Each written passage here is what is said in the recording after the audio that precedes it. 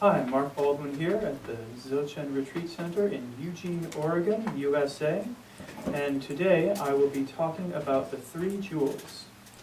Now there are some terms I will be using like karma, positive and negative thinking, single present moment thinking, and because I don't have time to explain them in this talk, I would highly recommend that you check out any of the other talks at dzogchenlineage.org. It's a fabulous site.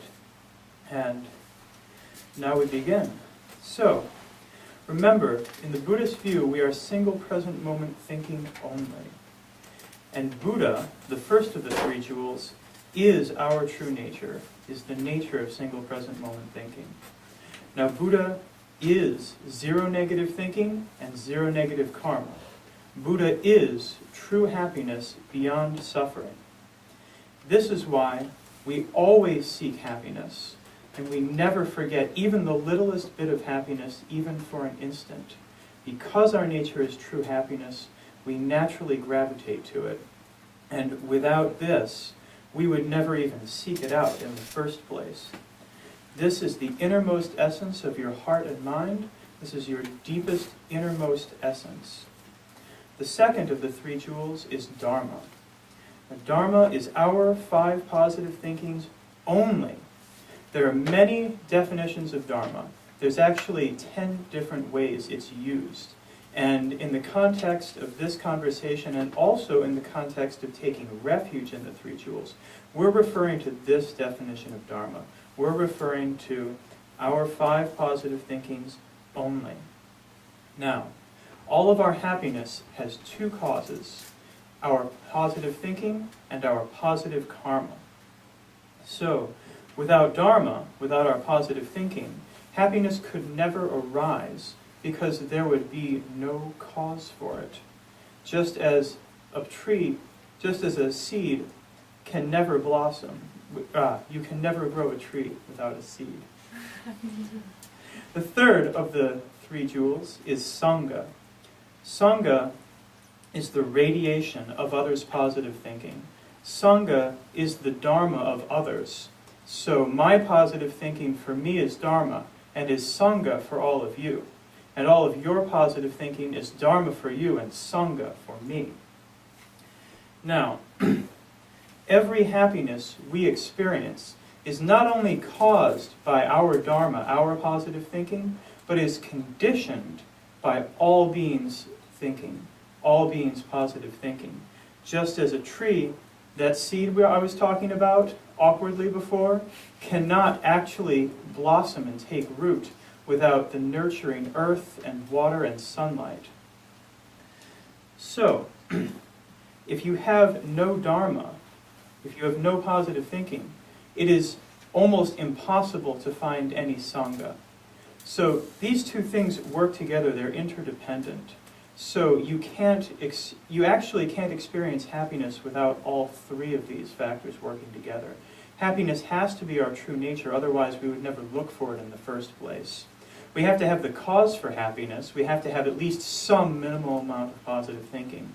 And we have to have conditions arise that are appropriate.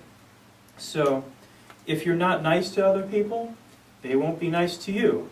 The more you're nice to other people, and of course there are exceptions, in some moments, but that has to do with other, the vast sea of other conditions around. Just because you smile at everybody doesn't mean everyone's going to smile back. Maybe only 9 out of 10. But you get the idea. My friend Zach actually had an amazing story about this. He was walking down the street and with a friend, and they're walking along, and finally, after a little while, Zach's friend turns to him and says, "Man, I can't believe these people today. They're just jerks. Like, have you seen the looks on people's faces?"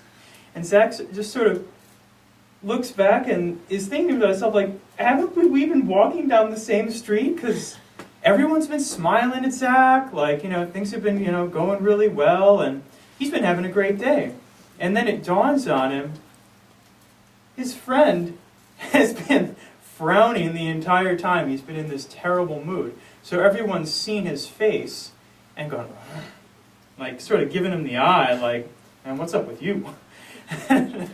So that's an example of how without having some Dharma, you'll never find Sangha, you'll never find other conditions to bring out your happiness. Just as if you wanted to experience the happiness of a kiss, for instance, you'd need somebody who would want to kiss you. And even if you want to just kiss your hand, you have to have your parents' positive thinking. Your parents had to kind of like each other and want to give birth to you in order for you to experience that happiness, having this human body.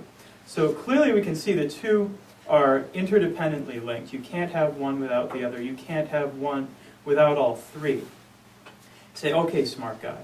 So what about when these conditions have nothing to do with other people? What about when I'm just walking down the street and it's beautiful, the sun's shining, the wind is moving through the trees, everything is just spectacular, beautiful outside. And I go,